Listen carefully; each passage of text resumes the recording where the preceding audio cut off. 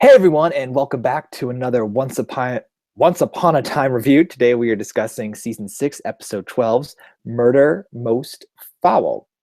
And I'm Rob, as of course I host every Once Upon a Time review. And I am with you have the video open, so shut that off, please. Yeah. Thank you. And of course I am with Joe. Say hello. Boys, girls, all my trombones out there. Welcome back to the first once discussion that includes both me and Rob since October. Yeah, October. It's been like months. Yeah, that's our kind of comeback here with the two of us on here. It's gonna be fun, and what an episode to talk about. I would say it was quite the episode, and I also would say next week, just as much to talk about as with that episode, because it looks like it's super action packed. Absolutely. So, we got a Hook and Charming episode tonight. And by the way, everyone, I think you have the chat pulled up, but everyone is tuning in and saying hello to us. So just a quick hello to everyone who is watching. Thank you guys so much for tuning in, as you all do. I always appreciate it. We both appreciate it. Absolutely. It always gets us excited to have you guys talk to us in the comments. So what do you think of tonight's episode? Okay, so I'm going to go out on a limb here. The best season 6 episode we've had, I think. Oh, the best. I liked it a lot. I enjoyed the one before. I don't know if I would give it the best, but I would put it in the top 5 for sure. So everyone who was watching the first half of the season with us talking it, I liked the Monte Cristo episode, and I liked the Jekyll and Hyde where you got their background. Those were good. Yeah. This one though, there were no gimmicks. There was no new characters, untold stories, right? There was the father who we really hadn't seen previously. So obviously he was kind of new in that sense. But I mean, it was very simple. It was just David really and Hook for most of the time. We had Regina and Robin for a little bit, but it was mainly David and Hook. And I think this was David's best episode probably of the series. He had so much to work with here, and he absolutely killed it. I think Josh Dallas got to, because normally, I mean, he kind of had the whole stoic, not stoic, it's brave, the courageous knight thing going on for a very long time. Season 5, he got to play a little evil when he got to do his brother. I mean, I think he enjoyed that more than anything he's ever done. Yeah, he really did like that. But tonight he gets to play like aggravated and a little deranged and like so determined, but not determined because of his morals, because he has a problem and he's trying to solve it. And I really liked it. It was, as Jessica Rice just said, it was spot on, and I would completely say it's very spot on tonight. It was very good. Night Gold just said Josh has been suppressed on Once for a while, and I think he was able to break out of that suppression. Yeah, I really wasn't expecting something like this from that character. At this point, I feel like we've seen so much with that character, it's hard to kind of get too invested with him at this point, but he brought us on a ride. And that point where he kind of broke down with Hook and was crying, that was... Yes, he broke down. He cried. Like I wasn't expecting him to cry at all. It didn't feel contrived, though. We saw him get to that point, and we were taken on that roller coaster with him. And that's why I think, personally for me, this was the best episode of the season, because it brought me on a ride that this show really hasn't brought me on in a while, in that kind of emotional investment with a character that we've seen since the beginning. Yeah, it's really good. And I guess in order to make him really shine, like you had to really pull away like other shining stars of the show, such as Emma and Regina, and leave their storylines for later. Because he was it. It was him and Hook the whole time. And I did enjoy the return of King George. Yeah, it was nice. He just plays like evil businessman so well. Evil anything. I mean, he was on Lost as an evil businessman, and he's an evil king, and he just does it so well. I love it. Yeah, and actually, I want to throw out too. You called it last half of the season too, with Hook being the one to have killed Charming's father. Yeah, and I thought it was going to be like an accident. It was clearly not an accident at all. It was an accident in the way that what was it, Jekyll? where Jekyll killed Mary, I think her name was. I only watched that one once because he was just like push right out the window. Oh no. Dude, it was an accident. No, not an accident. We've talked about that a lot, though. Yeah, A lot. we've been in that one. Yeah. Yeah, that was not. But that was one of the better episodes of the beginning of 6F. Absolutely, and it's going to be hard to top this one, which is funny because I believe Monte Cristo was the second episode of the first half of the season, and Mhm. this episode of this half killing it, starting a little trend here. Yeah, no, I don't. We didn't really discuss the premiere of 6B, but I really liked the premiere of B, so I'm enjoying this part of 6 so far.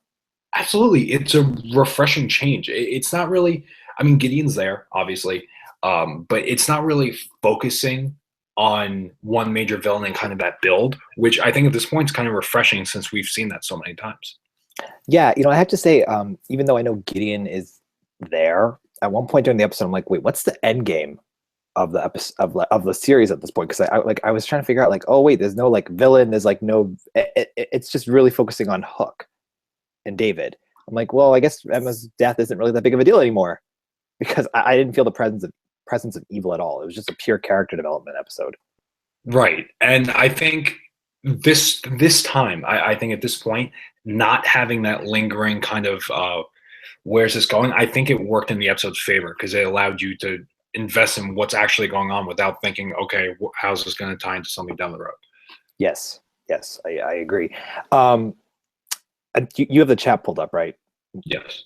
So a lot of the people are throwing Zelena out there. So let's give her a moment to discuss, since she was in the episode for all of a minute. But let's just talk about her for just a minute.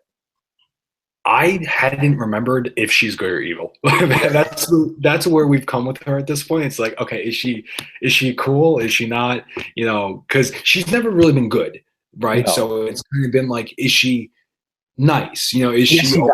Yeah, is she not going to kill people or go after people? Where do we stand with her? And I guess she's evil again.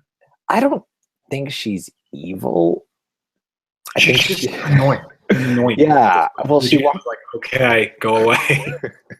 To be fair, though, Regina is the reason why Zelena's mad at her. Like, if you remember, like they got into a fight because of her. But she's like, "Oh, Robin Hood's back. How dare you like not tell me that Robin Hood is back?" And it's like he's not going after the kid. Like, it's not even on his mind. So I don't know where it's going to go there. What? It felt so pointless for her. If you're going to have her in, you could have given her something else. She just came like, oh, it's still my baby.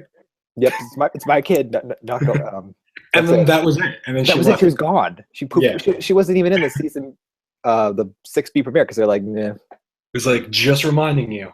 All right, see you later. Just remember, she's there. She can make Robin Hood bleed, but Robin doesn't give a crap because he's clearly not after the kid. He's after something else. Yeah. Yeah, that I don't get. I don't get why bring him back, make him kind of evil, and then I don't want to say evil, make him mysterious. Well, I mean, that kind of, it reached that point quickly. I mean, so fast. They kissed and she's like, oh, it wasn't the same as Robin. He must be evil, right? It was like, who is he? Why is he here? Type thing. And it's like, what? Really? You got all that just from that? It kind of built in a way that was like, what? Yeah, that's why I was like, wait. I do admit, I do like that Regina agreed with Snow White and was like, yeah, he's not real. I don't know what his purpose is, but I guess his purpose we don't know. But I also do enjoy the moments that those two characters had together as well. This episode had great, just little development moments for everyone except Emma and Henry, which I'm okay with. Yeah, that's fine at this point. And as much as we got in terms of low character developments, like you're saying, we got a hook, no pun intended, for something to come later with Hook and David, with Hook being the one who killed David's father. That's something that at this point, I feel like we've seen this so many times with Hook, where it's like, oh, he did something bad in his past. Can they overlook this? And now it's obviously just taken to like the next level because of the connection with David. But I feel like we've done this. I mean, I did a very, very fast review of the next episode's trailer, and I think they're going to have to forgive him, because everyone gets forgiven on this show, and also it was like 30 years ago, and I don't know. I think just the way this show works, there's no way they're gonna be like, oh, you're bad, go away, you're unforgiven. We're not married. I'm not marrying you now. I mean, Yeah. if Snow White can hang out with the woman who killed her father and give her boyfriend advice, What was that? Snow White can hang out with the woman that killed her father. So I think that David can forgive Captain Hook. That's a good point. Yeah. Especially since, again, like Regina, Hook's a completely different character. Yeah, they're not the same anymore. That was in the past. So, I think it's it'll cause drama, it'll go away, and it'll be good, and it'll all be good. Then the show will get a very good wedding episode at some point, I imagine, since he's asking her to marry him. I see that coming soon. Yeah. Yeah, I think it's episode 20 when it's coming. I heard through the grapevine it's supposedly the musical episode they're gonna get married in, which actually I think is perfect. Yeah, that's fitting, I guess. Yeah, because it can probably be a bit goofy at some point, and then have all the songs and whatnot. So I think it'll be pretty good. So Pinocchio was in this episode too. This involved August / Pinocchio as well. And he's also he's a throwback to season 1 for us. I feel He's getting some new attention, some reinvigoration this half of the season, because we saw him last episode too in a pretty big role. And again, this episode, I wonder if he's kind of just going to stick around for this half of the season, because we haven't seen him in a while. Yeah, no, I hope so. I think he's been in the past 2 episodes, so maybe he'll be in a couple more going forward. It's nice. It's nice to have him around. He's Eon Bailey, I think is the actor. He's very fun. Yeah, something. I know his last name is Bailey. I'm not sure if it's Eon or Elon, but I feel like he's like a completely different character. I guess kind of just in the way he delivers. I don't remember him. I feel like his delivery is completely different than it was in season 1. Well, yeah, because season one he was being kind of cryptic, and season 2 is like everyone knows who I am, or season 6 like everyone knows who I am. We're all good. So I love it. Yeah, very very different. I like it. I think that's a good thing. It's changing up.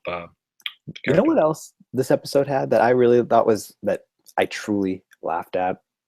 It's having this humor in the show now, like a lot more of it than it used to be, because when they were trying to do that ritual to find the ghost or find who killed his dad, they were like, do we turn it counterclockwise or do we turn our bodies counterclockwise? And they both walked backward. They walked in an opposite circle. Yeah. I guess without that constant, the bad guy, they can have a little fun. Yeah, because they think Emma is she's nullified the destiny to die. So they're like, it's all good. It's all good. Well, although this episode got dramatic, this is an episode that, I mean, you and I have kind of been saying in a way that we've wanted, because for years we were saying it's one bad guy to the next bad guy to the next bad guy, and there's not any kind of downtime. And although Gideon's there, right, the threat's there, this felt like downtime. This felt like all of these characters kind of can just hang out. Emma was going canoeing. She went canoeing. Yeah, they can actually kind of just hang out a little bit, and I think that's nice to get at this point. Yeah, no, I really liked it, and I think Josh Dallas did just great in his performance, because he led the episode 100%. It was really his thing. Absolutely. And I actually enjoyed the flashback. I haven't enjoyed flashbacks in a while, and like but we didn't get a flashback with a character that was even connected to like any of the main characters as their present form. You know what I mean? Like it was about like little Charming's dad. Right. Yeah. And like you said, I think it worked. I think it was I was actually okay when it would come on screen. Whereas oftentimes with these flashbacks, it's like, okay, can we just skip this? Yes, exactly. Like when we would have another Snow White and Prince Charming flashback, I'm like, no. Like untold story of their Monday in the yeah, like that's irrelevant and not needed. But this worked. It worked really well, and I really liked it. I liked the whole episode, and I don't know if the show's going to end or not, but I feel like they're going out with a bang for sure, if it does end or whatnot. but they're making this part of the season a lot stronger than Absolutely. I think this is an episode that Josh Dallas kind of needed for his character. oh, top of the resume, might I add too, for his acting. Yeah, absolutely killed it. Like you said, he carried this episode on his back, and he brought us on a ride. And like I said, it's easy to get invested emotionally into this episode, whereas many times I feel like this one I had more investment in a while. Yeah, no, me too. I really liked it, and I'm actually really curious to see where it's going to go, because not to pun as you said earlier, but there's a lot of little hooks left with it. So it's good. And also, I love when Robert Carlyle gets to act as Rumpelstiltskin. Yeah, he's still all these years later, and he still has his little things. The thing with the hair, he'll still just he's perfect to kind of go off. Yeah, no, he's really great. So, and then we talked about it, but it's really, I feel like we've kind of got to the end of the discussion. Just when David and Hook were, where David actually gave King George a chance to fight for his life, and then Hook was like, "No, David, you can't kill him. Like, let's lock him into a cell." And then he just broke down. I really just loved everything that led up to that fight too. Absolutely, I agree. And I thought the fight was really cool. I agree completely. Yep. So I really liked the episode. I feel like we pretty much discussed everything that happened with it, unless I'm thinking of something I missed. I mean, there was the Pleasure Island inclusion, which I mean. Oh yeah, but that was Pinocchio. They get turned to donkeys, I believe. It's like where little kids go if they're bad, because that's why Pinocchio was on Pleasure Island, because there's treasure and pleasure, because treasure is where Jim Hawkins is. So they didn't really do too. I mean, whatever. I mean, I'm okay without really discussing Pleasure Island. Yeah, I didn't really know what relevance that had in Disney. So yeah, no, it's directly just related to Pinocchio, which is why he was there. That makes sense then. Yeah, I had no idea. So to be honest, when they mentioned it last week, I had no clue what it was. I had to look it up. Oh, okay. I didn't know. So I liked it. So should we? Do you guys have any final follow-up questions you want to ask Joe or I before we head out? Thank you again for tuning in and just chatting throughout the whole discussion. We've had a really great time. Andrew Grieve just said, "Do you think Wish from Robin has a lion tattoo?" Yes. I don't think we'll see it. Yeah, I don't think we're gonna see it. That's just a hard one for me to answer, Andrew. Yeah, I mean, Andrew, that was a fantastic question, and obviously, someone you're invested in that point, which was a huge point. Yeah, the tattoo is on his arm, which will mean he's truly her soulmate or whatnot. So I don't know. I don't think he's gonna have it, but I just it's even gonna ever come up.